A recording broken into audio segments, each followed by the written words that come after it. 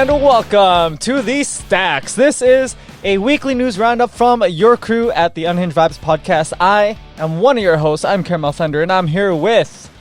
What's up, everybody? It's your boy Coastal, a.k.a. Coast Dynasty on Instagram, a.k.a. Coast Malone. And we are here also with... Hey, everyone. It's Noslen 69ers. How's it going, everybody?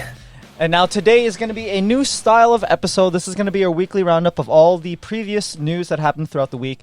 This is just going to be a quick fire style, just what our opinions are on certain topics, this and that. If any of these topics deserve their own episode, of course, you'll see it on the regular episode guide of the Unhinged Vibes Podcast. Other than that, welcome to the first episode of The Stack, or The Stacks, or The Stack, or however you want to call it. But... who wants to explain the name of the stack? I can go over that. Yeah? Okay, So we'll do this real quick. When we play a game of Magic, of course, we have cards that are played on top of each other, right? So if I, for example, play a creature and then somebody wants to cancel or wants to counterspell that creature, and then somebody else wants to maybe counterspell that counterspell, or somebody wants to destroy a creature or whatever, what ends up happening is we have 5 or 6 spells that all happen what are supposed to be at the same time, but they're all going to resolve differently. So what that is called the stack. So what we are going to do here is we're going to take quick hitting topics instead of cards and resolve them one by one as quickly as we can in a sort of rapid fire, quick hitting news style. And I think that that might that'll work out. We'll see how it goes. Yep. So that is why we are calling this series the stack. Now, do you guys want to go in order of the list, or just want to start randomly picking off any order or whatever you guys want? Well, when we play Magic, the stack resolves from top to bottom, so right. maybe that's the way we do this. Okay, so first topic on the stack is going to be the new Star Wars Eclipse trailer. Now, has everyone has a chance to see this trailer? Yes. Yes? I have seen it. Coastal? I've also seen it. All right, beautiful. Let's hear our thoughts on it. Let's start off with you, Noslen. What are your thoughts on this new Star Wars Eclipse trailer?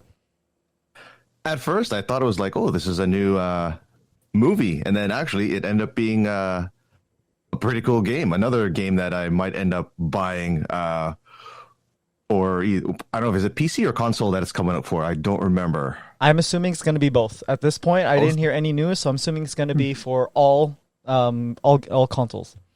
It looks really good. I put up there with the game that I just bought not too long ago, Rogue Squadron. Rogue Squadron, I think it was called. And it was really good. So, no, I'm really hyped up for this game. What about you, Coastal? Hey, listen, you got me at Star Wars video game, right? So that's I'm excited. The one thing is, it is a very slick trailer. It looks really cool. I have no idea what this game is. Is it a shooter game? Is it a fighting game? Is it, is it closer to Rogue Squadron? Is it closer to Jedi Fallen Order? Is it a mix of everything? So when we get a little bit more information as to what the actual game is, then I may have some different questions. But yeah, right now, I'm excited. I'm always excited for a Star Wars game, and I'm always excited to buy a video game at full price and play it for a week and a half, and then not play it, and then forget how to play, and then, never touch it again, like every other AAA game I've played in the last 4 years. Now, honestly, I'm on the same boat with both y'all. So far, all the news that we know about this is this video game takes place 300 years before the Phantom Menace. So essentially, I believe Yoda is 600 years old. During this timeline, where in the Phantom Menace he's 900 something. So it's 300 years before the Phantom Menace. This is when there was no galactic war. So essentially everyone's kind of, neutral, right? There is a new galactic threat that has shown up. This is where everyone, essentially separatists, whatever else, they are all fighting together against a common enemy. Now, one thing I want to know is, this is the part of the High Republic. So I don't know if you guys read the stories or the books of the new High Republic series that have been published by Disney. But this takes place in that era, which means there's a lot of Jedi. There's going to be a lot of conflict. I do not see any Sith in this video game, only because in Phantom Menace they haven't seen Sith in a very long time, right? So I'm assuming there's going to be no Sith in this game. But other than that, though, the aesthetics of the game look very well done. This really matches the style and theme of the Star Wars The Old Republic trailers. I don't know if you've seen those cinematic trailers, but those trailers were amazing, and this just takes it out of the ballpark. So I cannot wait to see this new enemy. I know for a fact from the look of their ships and I guess what they wear and everything else that these guys and gals should not be messed with. But we don't see them in the movies or hear about them ever. So were they just exterminated, completely exterminated, or what happened, right? So I want to, like you guys said, I want to know what style of game this is. I kind of hope it's more of an action game, kind of like Uncharted, where it's like it's shooting, it's action adventure, it's problem solving, this and that. So I kind of hope it's like that. I don't want it to be a first person shooter.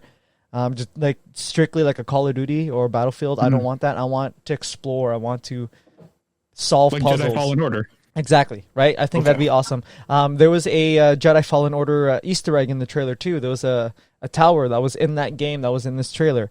So which is pretty cool. Yeah. So any final thoughts on Star Wars Eclipse, or can we move on to resolve the next thing? Yeah. It resolves. Move on. It resolves. Beautiful. All right. Coastal, you want to bring up this next one? Sure. So Netflix announced earlier this week that they, after sort of 3 weeks of disappointing, I guess, views, Cowboy Bebop has been canceled. So after one season, we are done with Spike, we are done with Jet, we are done with Faye, and we are done with Vicious. Noslen, let me get your first thoughts on not just maybe just a thought on Cowboy Bebop being canceled. I was really disappointed that it was canceled. Like, I never seen the anime, so I went in there blank slate, not knowing what the anime was about, and I found it really entertaining and really well done. So hearing the news that it got canceled, I was like, why? Like, I thought it did well enough that they'd get enough viewers watching it, but I guess the numbers show, I guess. Yeah. What about yourself, Caramel? Your thoughts on Cowboy Bebop getting canceled, and maybe a quick overarching thought on the show itself. Okay. Well, overall, arcing thoughts. The show was actually really well done. I thought it was good. Overall, it was good. I know for a fact that for some points it felt a little like time hoppy, right? You didn't know if one episode ended and there was a brief time before the next episode ended, or if it happened right after, right? So I'll know. For me, it was the writing was a little bit off, but how it was filmed, how the actors did their job was all very well done and very well received by me. I know for a fact that before the show came out, there was a lot of backlash in regards to how the characters looked. Were they handsome enough to be certain characters? The girl is wearing too many clothing, this and that. They don't see the dog too early in the series, whereas another character that's supposed to be there but's not there. So there was a lot of backlash from very devoted fans of Cowboy Bebop. So maybe that's what started the ball rolling, and then of course the show airing might not have done as well because of all that previous backlash, right? But overall, I actually really enjoyed it. I was actually looking forward to season 2. Unfortunately, that's not going to happen. But you never know, because maybe if Netflix drops it, maybe someone else might pick it up, right? That's always still a possibility.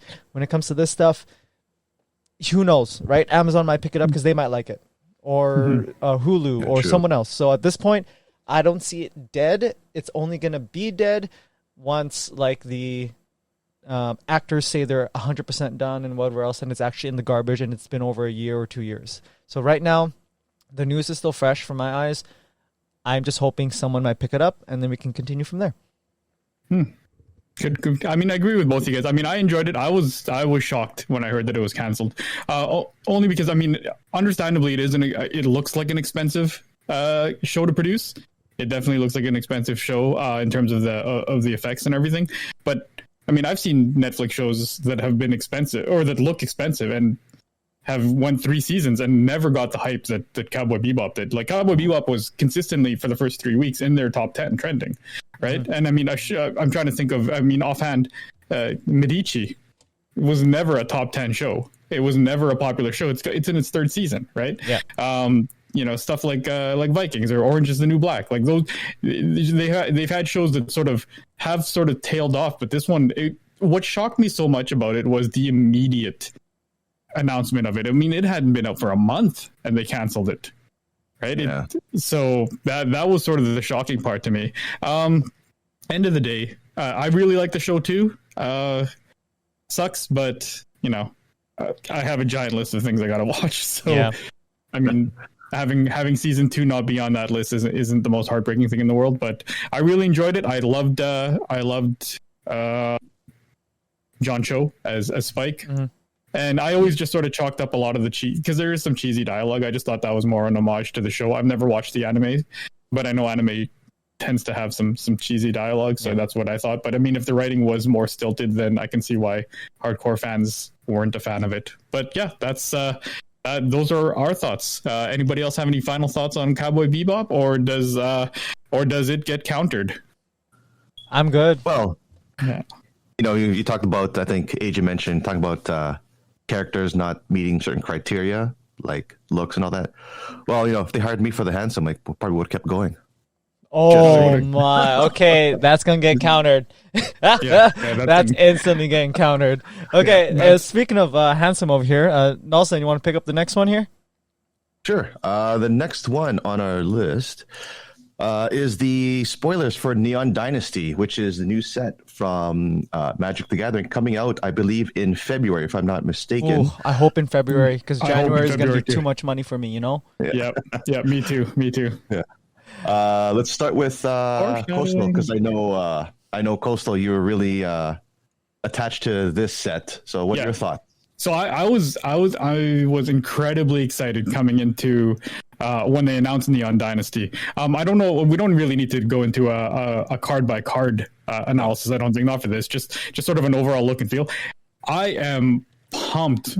When I saw the full art lands. Those full art lands are insane. Oh, yes.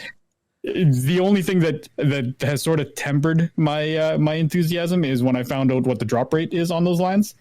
And they're not available in draft boosters. They're only available they're only available in draft boosters and set boosters 1 in every 3 packs.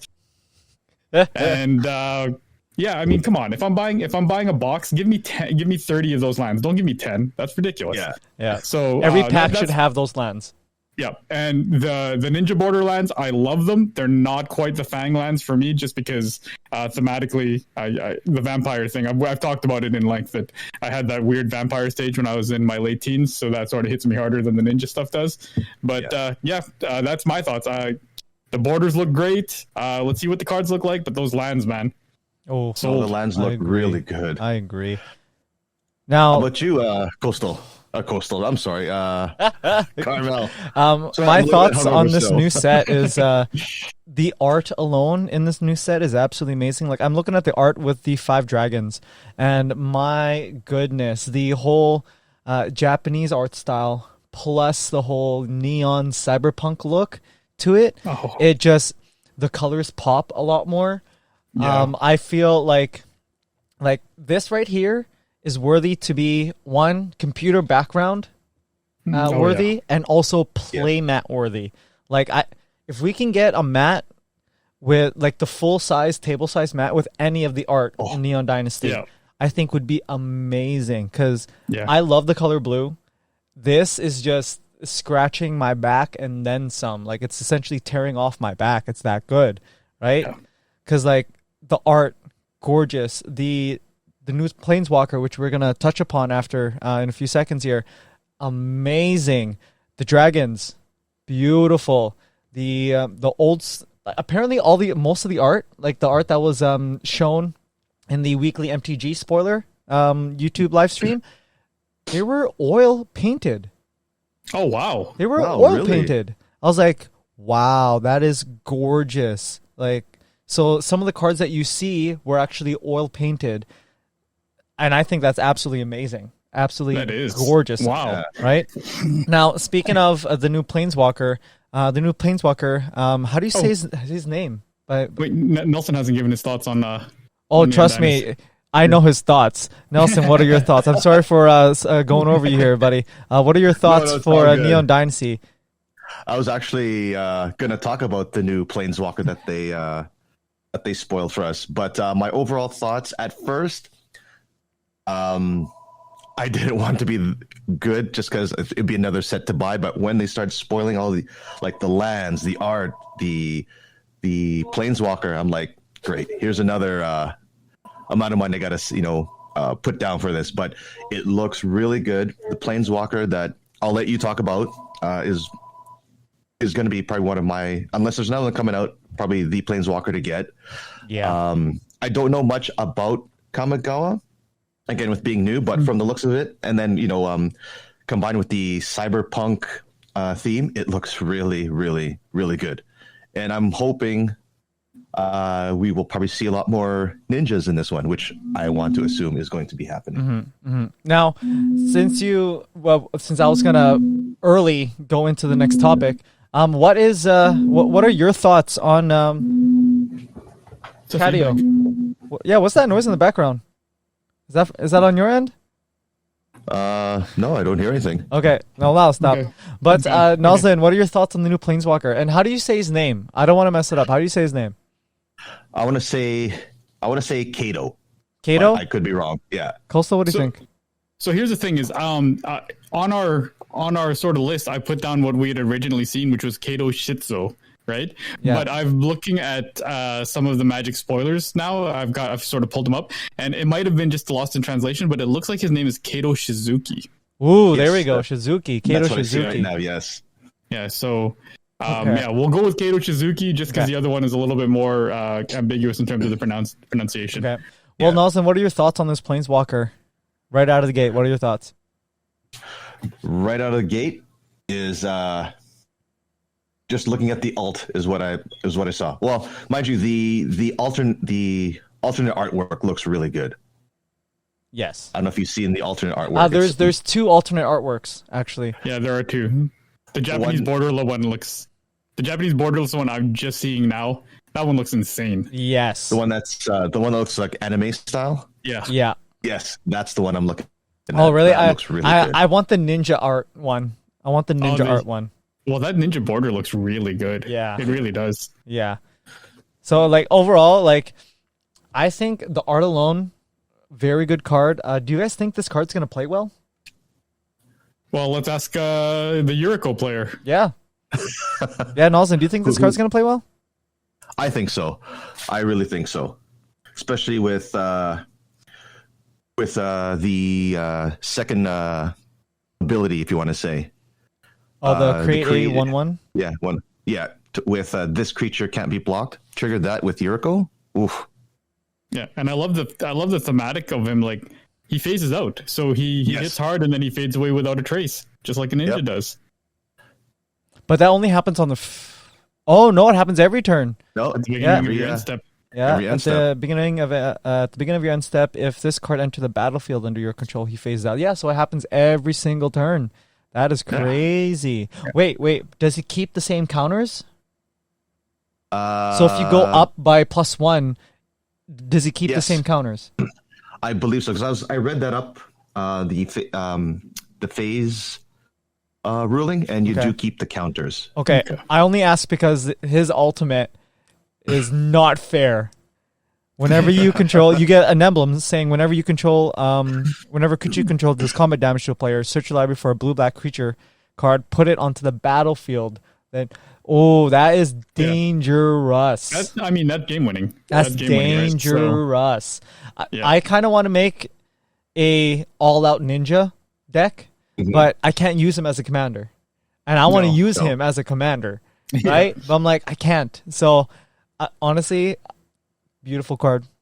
Here's a Oathbreaker again, right? Here's a question: Where do you rank? Where do you compare this with? Is it Oko, the other Planeswalker? Oko was stupid. Oko was this. Here's the thing: this card looks strong, but it looks like it was designed well. Oko was designed badly. Like they didn't think that you would. They thought the decision on him was that you were supposed to do it to your own creatures, not to somebody else's. Oh, is this the one green blue? Thief of Crowns. Oh yeah, I see it right now. Yeah, that one was just poorly designed. This looks this looks good. I mean, Yeah. he's strong. He's definitely strong, and he's gonna have to be removed. But Yeah. I mean, the other thing too that we have to remember is we only play Commander, right? So I have no idea what this is gonna look like in a 60 card format. Yeah. You But know it what? looks- Having 4 of these in a 60 card format? Oh, yeah. Oh, I mean, Oh. his casting cost isn't very high, so Yeah. you can get him on the board pretty quickly. 3 CC, that's it. You're good. Yep. Right? Oh, Yeah. my goodness. Okay. Does this one resolve? Does anyone have any final thoughts? Coastal? Now it phases out for me, man. Yeah? Noslen? Yeah, it resolves for me. Okay. This next topic, I actually don't know much about. Who wants to start off with this topic? So maybe I'll tackle it because Okay. I was the one who sort of brought it up, and just simply and I just wanted to know your thoughts. I know neither one of you guys play Arena, so but then this does have some impact to us as paper players. So MTG or Wizards of the Coast announced a new format called Alchemy in Arena, and what it is what they're going to do is the card, instead of banning cards, what they're going to do is basically they're going to retcon the cards. Basically they're just going to change the definition of the cards to balance them properly, like instead of banning a card outright, they'll balance it and change sort of how the card works. So while that, I mean, a lot of the digital card games do that, where they'll say, if a card is a little overpowered, they'll nerf a little bit of what makes it so strong, or what makes it what makes it unfair. So they're doing that with the cards, and I guess my concern is there's a lot of anger about it on MTG Arena for those other purposes. My concern, and I want to know your thoughts on this, is if Wizard starts doing this, and the digital world is sort of where they're generating most of their revenue, my concern as a paper player is they're just not going to worry about how a card balances on paper anymore, because they're just going to change it in digital. But then it's going to affect us in paper. So just wanted to know, I don't know how many general thoughts you guys might have on this, but yeah, just the thought of having a digital card that can change how it's going to affect our paper game. Maybe I'll start with you, Noslen. I don't know. Like, I haven't played Magic long enough to, for me anyway, sort of come up with an answer for this. Like, what would be an example? Like, give me an example. Like, so let's pick a card, and how would that affect us, like, as paper players? Let's see. Here, I have a good example. Let's say in the game Arena, Krinko in a 60 card format is broken, absolutely broken, right? Mm-hmm. And his tap ability of create whatever goblins for as many goblins that you have has now been limited to once per turn. Okay, let's just say something simple like that. Yeah. It's just a simple nerf. Only on the digital side, right? How is that going to affect the paper side? Because Honestly, now they're looking at nerfing a lot of cards on the digital side, and Coastal's question was, are they going to look at nerfing the paper side, or are they just going to release the cards as is and then change the scaling and balancing post-release because of MTG Arena? Is that... And the other part of it too is that, and you know what, we do have a good real life example of that already with Renar. Oh yeah, right. Yeah. Renar was a commander that they had put out. I have a deck of that. Our buddy Rui has a Renar deck as well, and then they errated it, which is essentially what it is. It's a digital version of an errata, which completely changes how the card works. Now, it basically busted 2 of our decks in our play group. By doing that, which sucks. It made 2 cards unplayable. It made basically 99 cards dead. I don't remember the last time Rui has played Renar. I don't play Renar anymore. And then the problem then becomes, I mean, if you end up having 1 or 2 of those a set, then now we're looking at you're building a commander deck, and then 5 years down the road, 7 of the cards are not what they say on paper, right?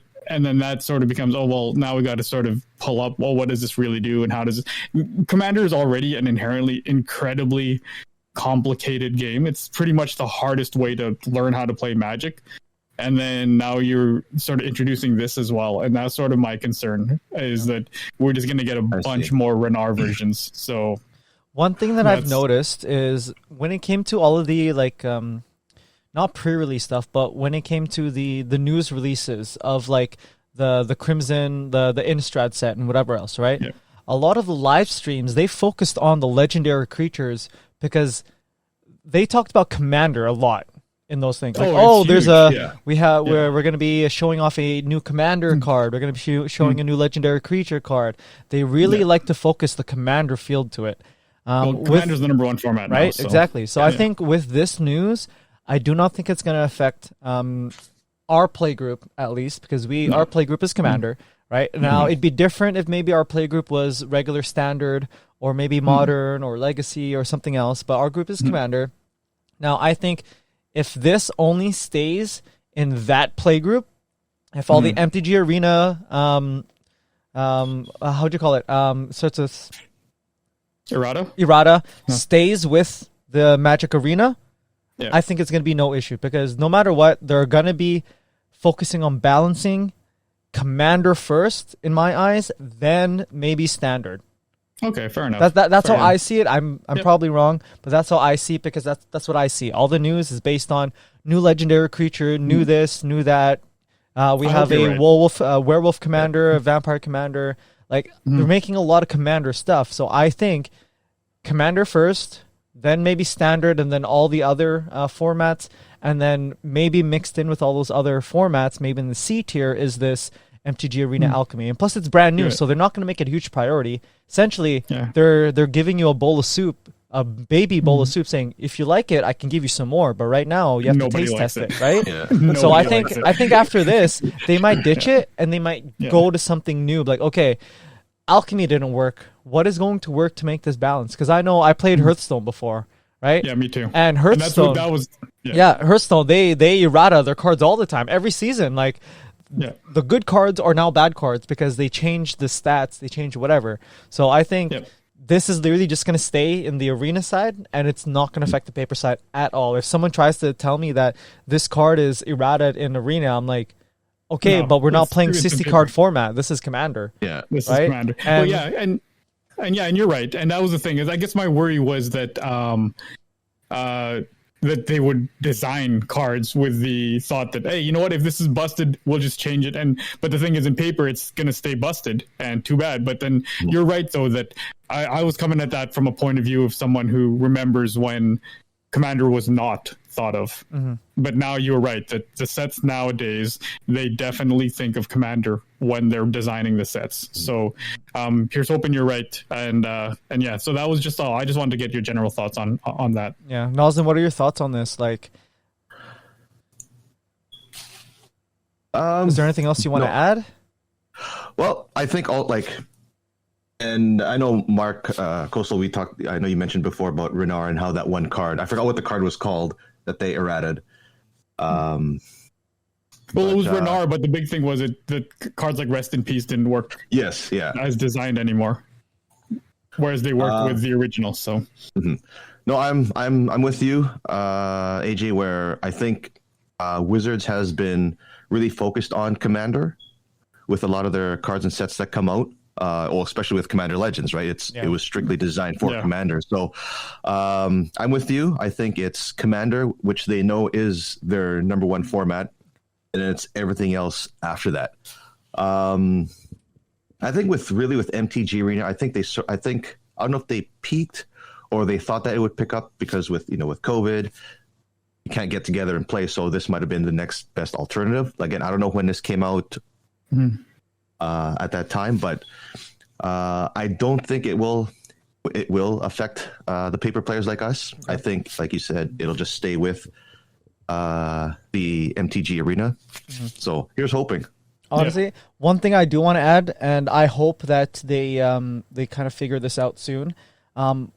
Stop wasting your money, Wizards, on like this kind of stuff, like the alchemy and this and that. How about you put some money and develop a online system for Commander players?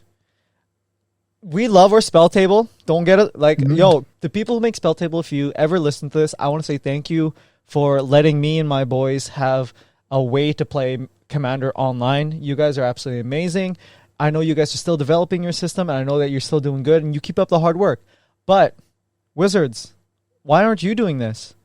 I can see you make money off of this. I can see you have a free tier and a subscription tier, right? Your free tier, you can play online, this and that, whatever else.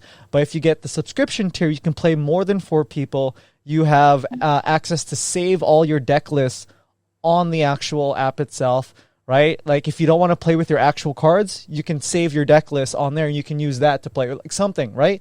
You can make money off of this, Wizards. Like, stop playing around with this alchemy stuff. Like, I know you probably spent a few $1 million, maybe more on alchemy. You know, put a few million into a commander thing, you know, scratch our backs a little bit.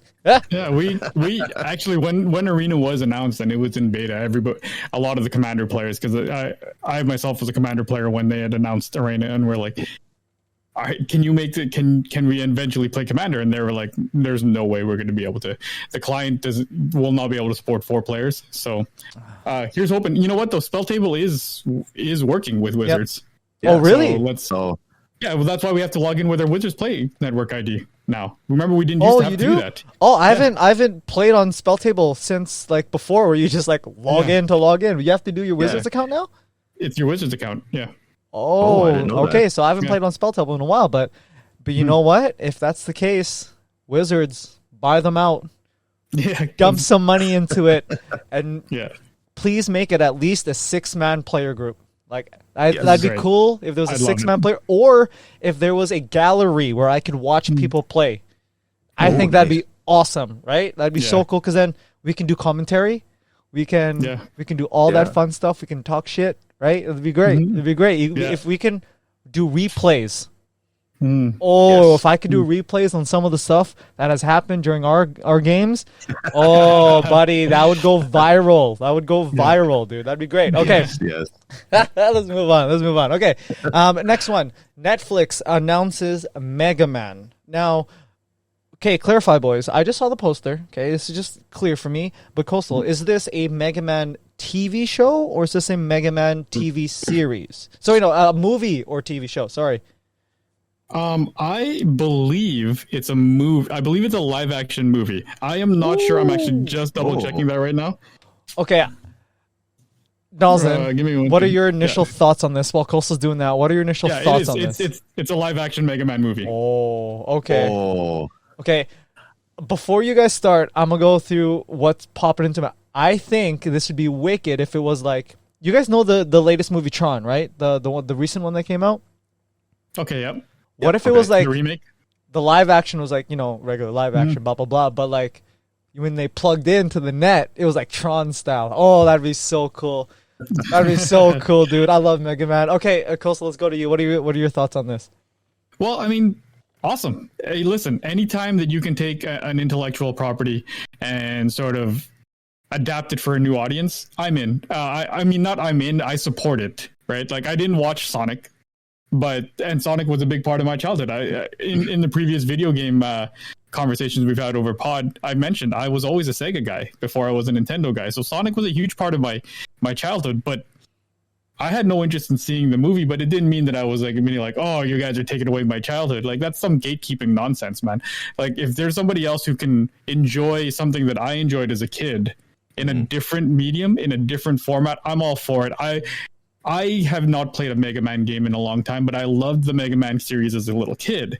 And if you can take that sort of intellectual property and transfer it into something where somebody else, 12-year-old Coastal who lives in 2021, like that version out there can enjoy that show, that movie, that world, and then maybe it transfers into a video game, and maybe it doesn't, but maybe that's all they enjoy.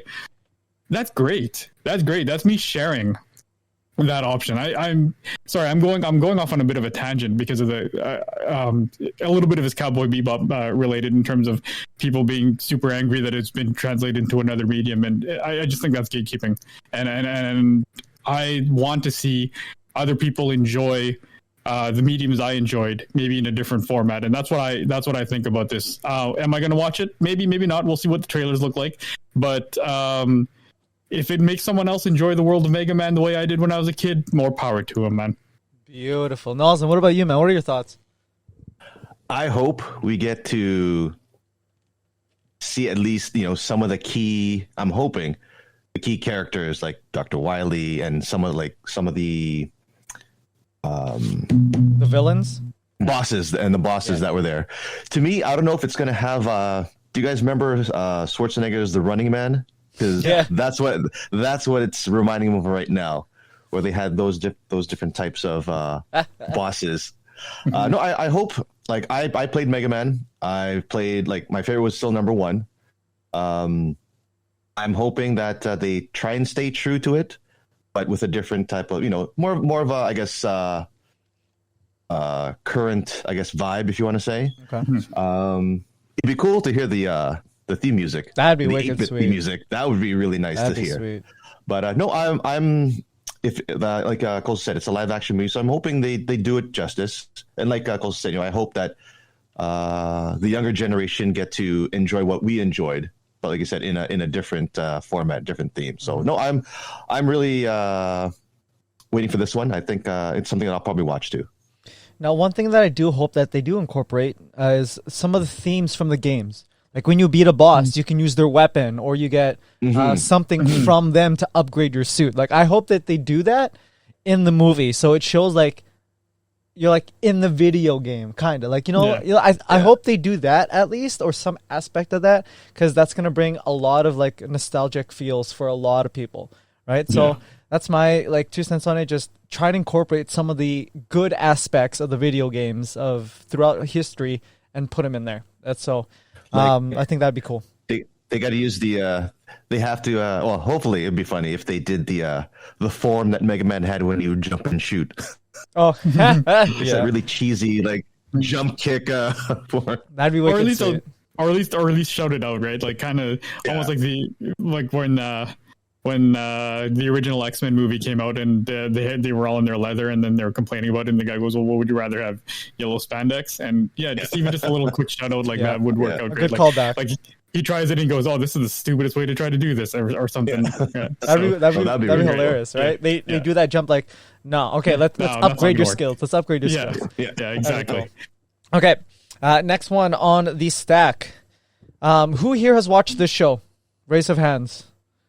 Not yet. My gosh. Okay. Well, tell us. First off, next topic is the Hawkeye Disney Plus TV show. I don't know how many episodes there are, but we are in episode 5 right now. Of course, I'm gonna stay away from all the spoilers. But let's just say that this series finally lets Hawkeye have his own series. Every other Avenger has their own movie. Okay, even the Hulk has their own movie before they recasted Bruce Banner, right? But Hawkeye finally gets his time to shine. It's essentially a man's guilt for losing his friend. Okay. It shows the hard times of being an actual Avenger, the sacrifices you have to make, what it's like to be a hero with a family, what it's like to be a hero, to be seen as a hero, even though you've lost everything in your life. Really? That's what it's about? This is you're selling me. This is a very deep show. It takes place during the holiday season, right? Now, everyone sees him as a hero. They thank him all the time. The first episode is people thanking him for saving New York, right? From the invasion. And he's a very modest guy. He doesn't like the limelight. There's a few jokes in the show about his costume because it's not as flashy as Iron Man or Captain America or Thor. Right. And he's like, because I don't want to be. I don't want that line. Like he's more of the backside, right? He wants behind the scenes. And it's literally him fighting his demons every single episode. Like if you want a very down to earth show in regards to how everyday people, police officers, firefighters, how they fight demons, through loss, through heartbreak, whatever else. This is a very good show to watch. It also scratches the itch of like connecting with the rest of the Marvel universe, the superheroes, the villains, this and that, right? So it's a very good show. I do recommend it. We are in episode 5 as of this recording. As of this recording, we're in episode 5. There's one more. If there's 6, then there's one more episode. And episode 5 was, boom, home run. Like out of the park, home run. I'm not going to spoil anything because like it's something that needs to be watched. And also, it explains a lot of things that happen in the blimp. It explains what happens in the blimp for a few certain key characters, and it shows their the conflicts that they had to go through and whatever else. So I recommend the show for anyone who is a fan of Hawkeye. I know I'm a fan of bows and arrows. Doesn't matter what medium it is. I'm a big fan of bows and arrows. Hawkeye overall was an amazing character. I think he was given the short stick throughout the whole Marvel universe. Even in that first Avengers movie, he was immediately a bad guy. Like that's you kind of did him dirty, right? So this is their Marvel's way of saying like we care about Clint Barton, Clint. Okay, we care about him. We care about Hawkeye. We care about his future in the Marvel Cinematic Universe. So you got to watch this, folks. You two on this podcast, both of you guys actually have to watch this because this is some good shit. This is some good. This is some good holiday shit too. This is good time to watch because it's a holiday season, and this literally just like, oh, cool. You know, it's awesome. There we go. Reviewing our episode on Monday, right? Exactly. Something to watch over the holidays. I will say, you know what? You've told me because I didn't really know what it was going to be about, which is why I hadn't really dug into it. But if you're explaining it the way that you are, I am always a very big fan of watching and reading about like you said, the dark or mundane side of being a superhero. Like that's why I'm so excited about Peacemaker, is he's a superhero who's sort of having to live in the real world and just sort of the real world ramifications of having superpowers. It's not going to be all glory and all great. Like that's one of the reasons why I probably like Hancock more than I should. Oh yeah. Right? Yeah. I like that era of like, you know what, man, just because I have superpowers doesn't mean the world doesn't suck. Right, because the world's gonna suck sometimes, and it doesn't have to be because there's this galactic force that's invading us. Sometimes it's something internal, and I mean it's sort of why I enjoyed Smallville too. I really enjoyed Smallville as a show. It's it's Superman, who is my least favorite character of all time, but he's dealing with high school stuff, which when you're in high school is bigger than anything, right? Yeah. Oh, you can take on Darkseid if you can get over your ex-girlfriend, right? So yeah, when you deal with stuff like that, like if that's what this show is about, I'm in. That's funny. You gotta fight. You have to fight Darkseid, but you also have to take your girl to the prom. Which one do you do? Right? It's either you don't take it to the prom and she's not gonna be your girlfriend, or you have to fight Darkseid, right? And that's essentially that's the same level threat for a teenager Superman. For a teenager, it's the same thing. Yeah. So that's crazy. Yeah. Yeah, so honestly, you guys got to watch this. All right. Because if what I hear from the last episode is actually going to happen, this is a damn good show. Like, this will be a damn good show. So hopefully it ends off on a very strong note. This next one. Okay. Have you guys seen there's 3 seasons of this, right? Is there 3 seasons? I think so, because I mean it was on DC Universe, and I think it was on something else, but it wasn't on Netflix before. Okay. Noslen, let's start off with you. Have you watched Titans on Netflix? No, I have not. No? What have you heard about it? What have you heard about it? I think it's more. Well, I heard it's somewhat of a, I want to say, darker side of what Titans would be comic wise. Yep. I think the characters, if I recall, my kids watch the Teen Titans, so I'm assuming it's roughly those characters. Yeah, essentially. Minus Cyborg, I believe. Minus Cyborg. Yes, minus Cyborg. But I just, from what I heard, it's a darker version of what the comic is. Okay. From what I understand. Coastal, I could be wrong, but I haven't watched it. Have you seen this, Coastal? So I have, you know what? I remember, and I don't remember what streaming service it was on before, but I did have access to it. And I remember there was a lot of sort of backlash behind the initial season 1 trailer of it, just because it was like the Red Band trailer. So the rated R trailer that I saw, I remember someone said something about Batman, and then it was like, fuck Batman. And it was like, okay, settle down, teenagers. Yeah, exactly. Right? So that sort of kind of put it on rough footing when it first started. I noticed it in trending, so I threw it in. Man, Nightwing's my favorite character of all time. So I'm kind of superheroed out. So that's sort of why I haven't caught on to this.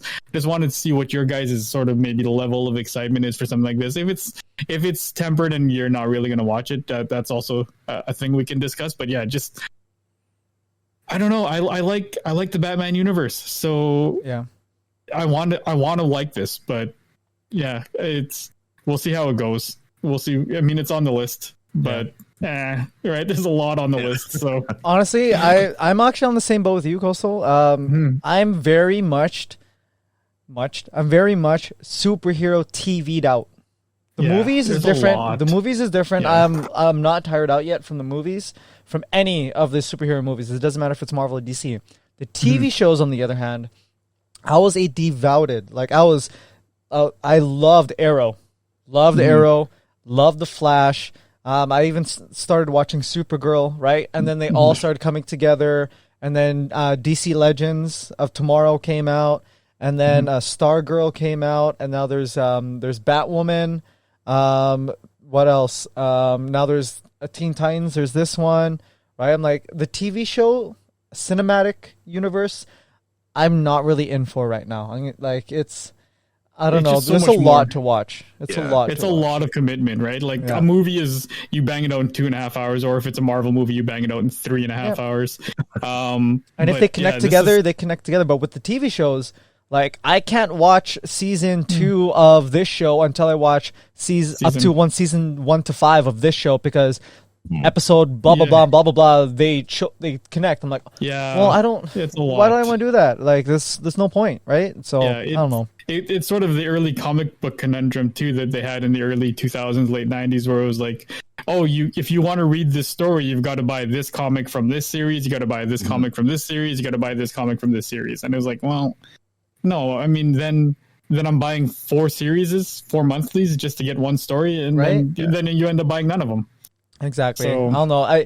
If there was an easier way for me to watch what I want to watch and not spoil any other show, or just randomly get a random character pop in without any backstory, because the first half of the story is in a different TV show, and I'm getting the second half of it on this. It's like, man, like why? You know? So I don't know.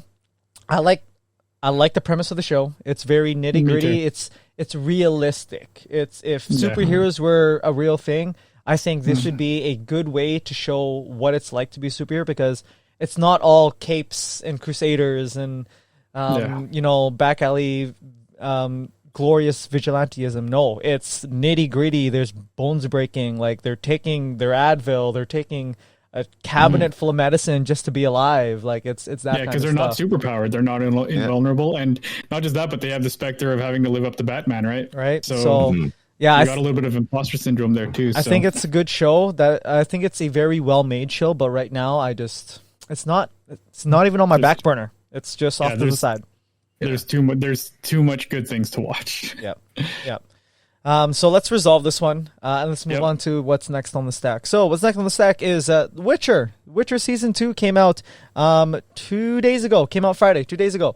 So yeah, if you can do the math, it's the 19th that we're recording this. So hopefully you did the math properly if you're listening. But have any of you guys watched The Witcher Season 1 or the prequel animated TV show that came out on Netflix before this show? Noslen, have you seen The Witcher Season 1? I have not, but I did play one of the games. Oh, and it was pretty good. It was different. But as for the series, I have not. Okay. It's another one that's on the list after Mandalorian. Fair enough. What about you, Coastal? Get on Mandalorian. I have not watched. You're done Mandalorian. Oh, the first season. Oh, okay. Well, you're not done. Half done. You're half done. Get out of here. Yeah, I'm done. You know what? I'm done watching Witcher 2. I finished watching all of it. Yeah. I only watched episode 1, but I am done watching Witcher right now. Damn. I started it. Damn. I'm so sorry, buddy. That's hilarious, actually. That's a good way to say, like, yeah, I'm done a show. I watched the pilot and I'm done. I watched the pilot and I'm done. I've watched the first couple of episodes. I'm a big fan of I was such a big fan. I'm forgetting his name. Don't you love when that happens? Oh, it's the worst. Henry Cavill? Like a Henry Cavill. Henry Cavill. Oh, it's Henry Cavill. That's Henry Cavill. Yeah, Superman. Oh, okay. Oh, I'm such a big fan. I didn't even realize it was Henry Cavill. I thought it was someone else. Yo, that means he did such a good job. You didn't recognize him. That's good. There you go. That's actually really good. Yeah. Okay. Yeah. I've got. Oh man, I feel that's embarrassing. Damn. Yeah, no, I've watched the first. I think episode or two. I've got to get back on that. I did enjoy it. I've heard that season 2 is a lot better. Like it really ramps up. So, I've got to get on that too because that sounds exciting. And I do like Witcher. I do like the world behind it. So, I'm interested. I'm not caught up yet. I'm with Nelson in terms of Mandalorian. I'll get there. Okay. Yeah, no, I just finished season 2 of Witcher. Essentially, I've watched every single season of Witcher. This is technically the 3rd season because the animated series is kind of like a prequel, right? Right. So if you can, watch Witcher season 1 and then watch the animated TV series because it doesn't take long, and then watch season 2 just because it explains there's a lot of connections from the animated series to this one, right? And the same people who made Castlevania is the same people who drew and designed the Witcher animated series. So you'll like it a lot. Okay. But honestly, like season 2 is fistful way better than season 1. Also, at the very last episode, they show a trailer for not season 3 of The Witcher, but a branch off TV series of The Witcher, which has what's her name? Something Yo. Michelle Yeoh. Michelle Yeoh. She's in this one, and I'm like, who? Oh, I'm gonna tell you right now, that trailer for that spin-off Witcher series looks way better than any of the Witcher episodes or seasons that I've seen so far. And that's just a trailer. I'm like, this looks awesome. So if you can, try to watch season 1, the animated, then season 2, and get ready to shit yourself for that trailer that's at the end of season 2 because it's a good, like, it caught me out of nowhere. I thought, like, you know, Netflix just goes on to the next TV series when you're done, right? And it just plays. I thought it was that. I'm like, what the hell is this? And then I kept watching. I'm like, oh, that looks wait, good. there's the same art style. That's the same everything. I'm like, and then came up to the end. I'm like, oh, like I got super surprised. I was like, this is a good thing, right? So, when you see the trailer itself, this is gonna be wicked sweet. It's all over internet right now too. So it's gonna be hard to miss the trailer. But try not to watch the trailer until you see all of Witcher. Just a quick aside. You remember how I thought I didn't realize it was Henry Cavill? Yeah. Who plays Witcher?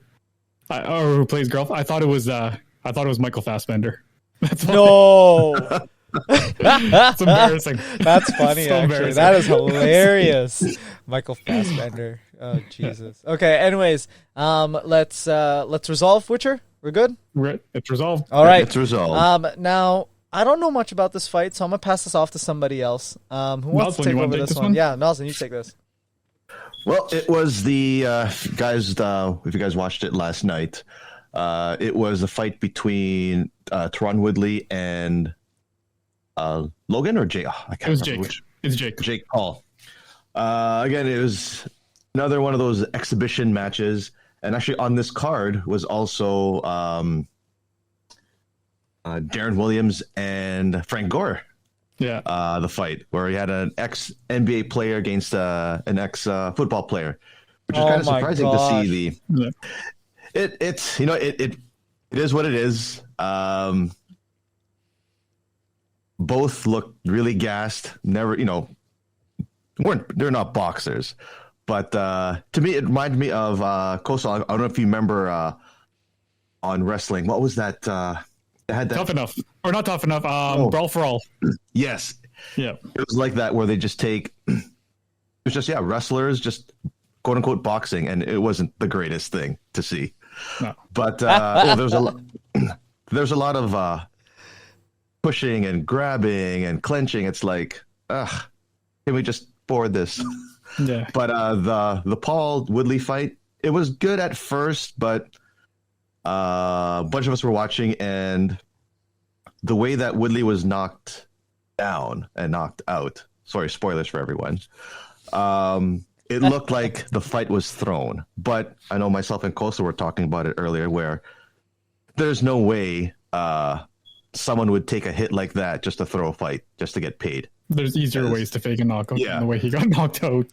Because when they did the instant replay, right before the punch connected, Woodley dropped his hand, which exposed his face, and then got knocked out. Yeah, so that was you can take something other than the haymaker. Oh no, for sure. And that was the talk of the night at our party. But that sounds like friends' Christmas party talk at 11:30 p.m.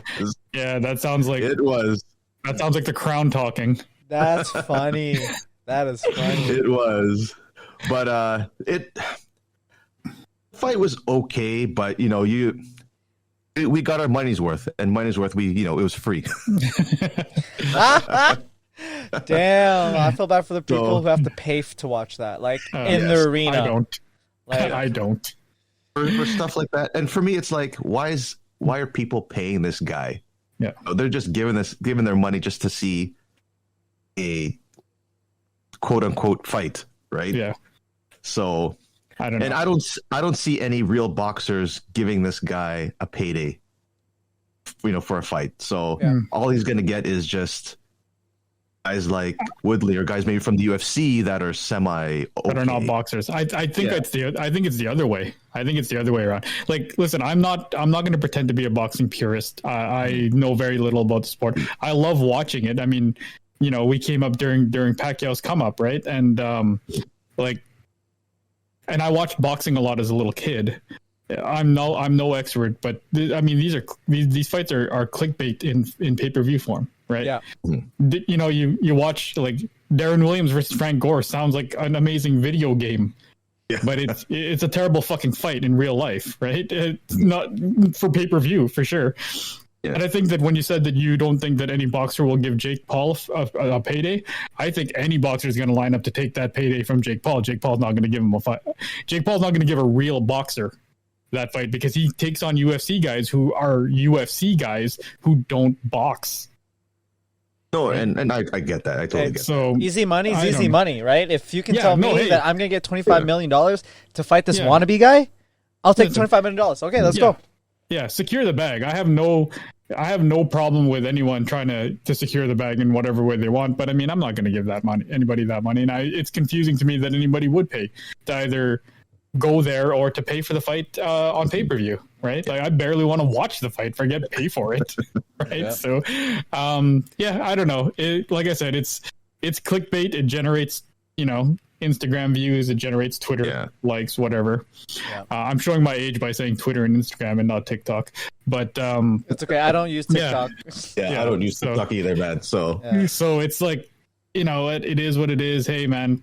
I'm not going to hate on anybody trying to make some money, but it was. I'll watch the streamable of what happened after. Yeah. Like I saw the gifs of Darren Williams pushing Frank Gore out of the ring, and that was pretty much as far as I wanted to. I don't want to watch this thing for 3 hours. I'm good. All right. Well, honestly, I vote to counter this. Topic. Yeah. Let's just let's be real here. Like, I get more excitement watching those old school backyard brawl videos, right? Than I do this. Yeah, dude. Hell yeah. Because know for a fact, these two guys have nothing to lose. Like they actually have nothing to lose. So they're going all out at each other. And they ain't getting paid, but they know for a fact that they're fighting. I've seen World Star videos more exactly right. So okay, but anyways, let's counter this one. But let's this next topic is 100% going to resolve because no one's got counters. No, I don't think so. I don't think so. I got counters here that we can counter this. No. Me and Coastal are untapped, and we got enough mana to counter anything. I left all my mana open for this one. I got an unlimited hand. I got all my counter spells in my hand. We're okay. This good. Next topic. So let's put a little background onto this, okay? Now, Coastal, do you want to tell this from your perspective, or do you want to tell this from my perspective on how we're getting into this? Oh, well, so basically, I don't even know how we started. Did you bring it up? Okay, you brought it up. You brought it up. Okay, you're like, hey guys, I want to get into 40K. Who wants to get into it? And I immediately raised my hand, and that's how it started, and that's how we're doing it. Yeah. So our Magic playgroup, Caramel and I are trying to convince as many people as possible to start playing Warhammer 40K. Now neither of us have played and neither of us have started, but we are like doing the whole thing that we do where we watch YouTube videos like crazy. This is why I haven't watched anything on my watch list, because I've been spending all my time watching, YouTube videos on Warhammer 40K. Yep. So we are trying to get everybody else into it, especially Nelson, because we know he would be super into something like this. Oh, hell yeah. He's resisting. And he's resisting. He's resisting.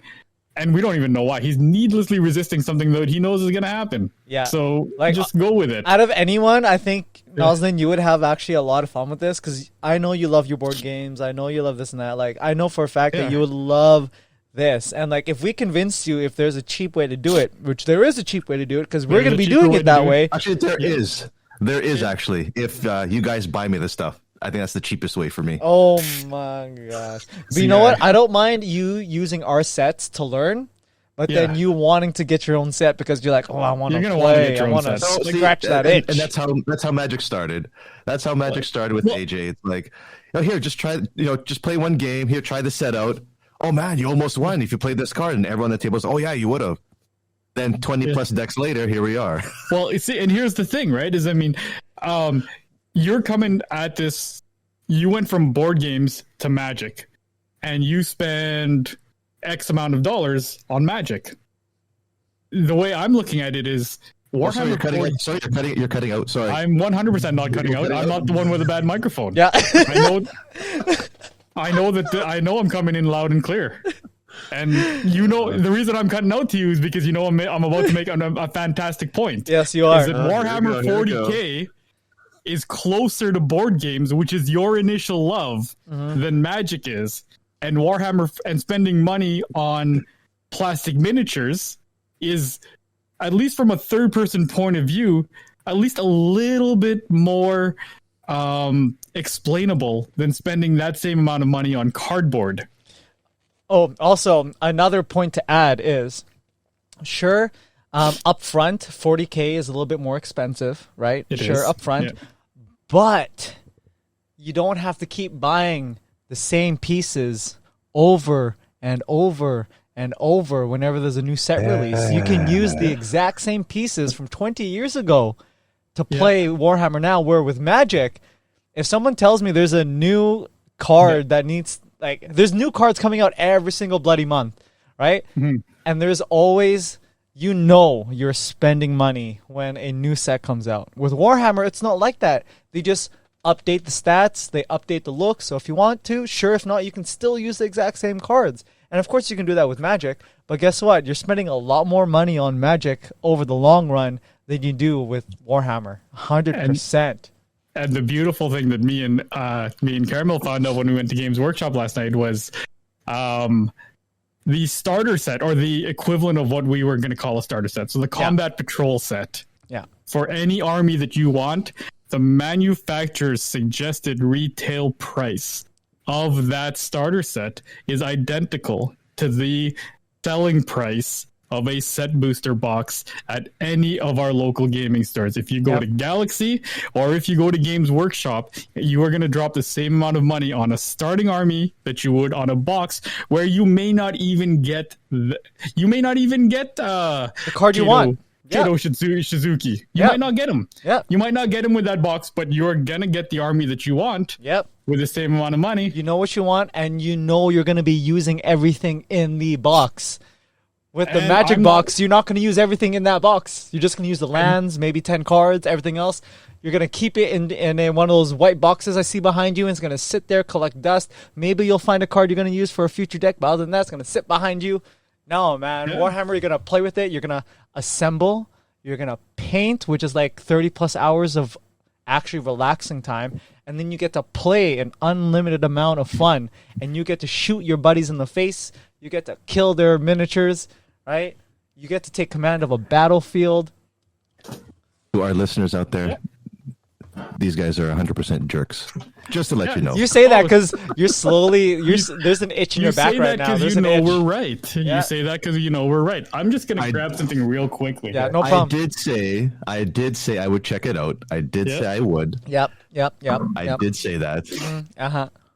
And trust me, Yo. This guy's gonna message us. He's like, I'm heading to a Games Workshop. I'm just gonna check it out. I'm gonna ask some questions.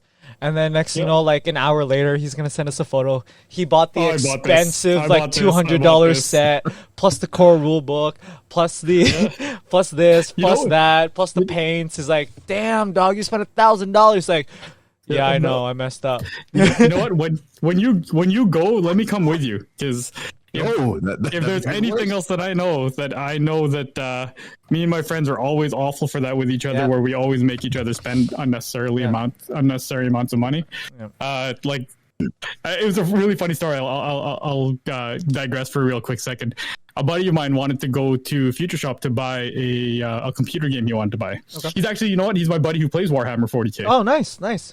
Yeah, so he went to Future Shop. And he goes, "Hey man, you guys want to come with me real quick? I just got to buy this quick computer game."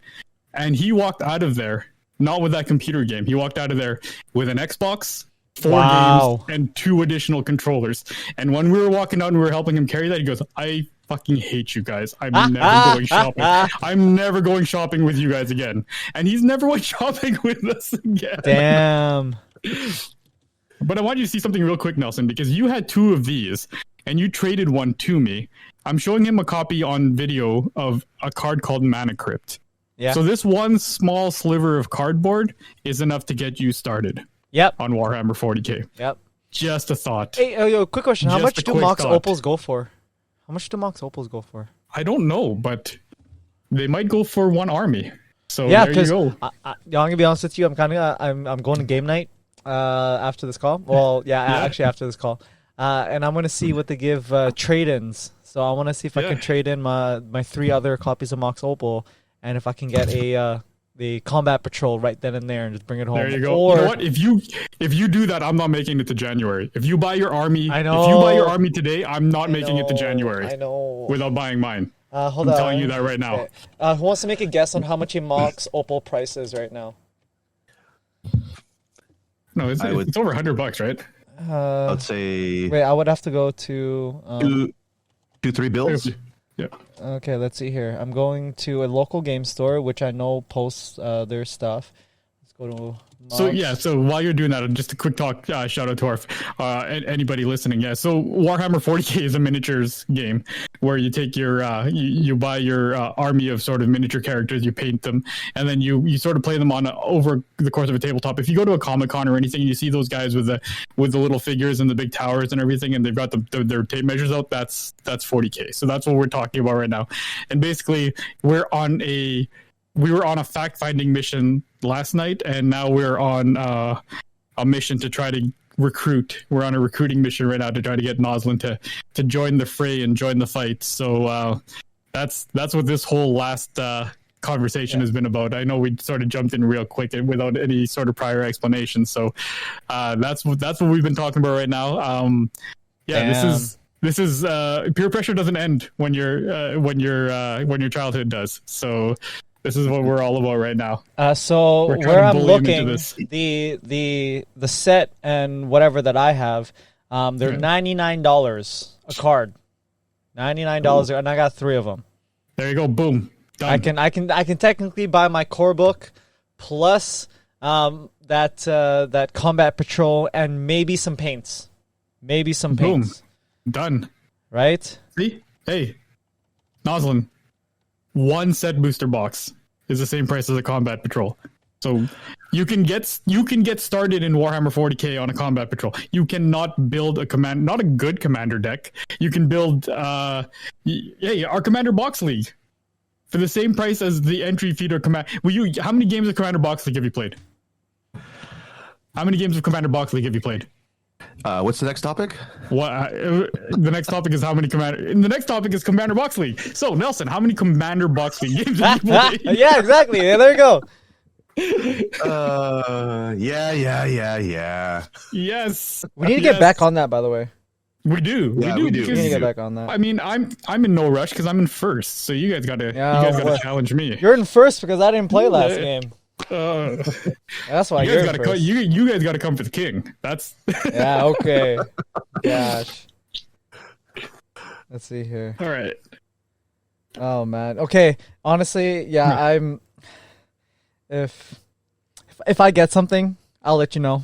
You'll see a photo of it. Oh geez, you'll see a photo. Yes, But you probably mean when you get it. yeah, but I am planning on at least getting the core book today. Like if they have the core book. You know what? The core book is super interesting. I'm holding it up right now to show Noslen.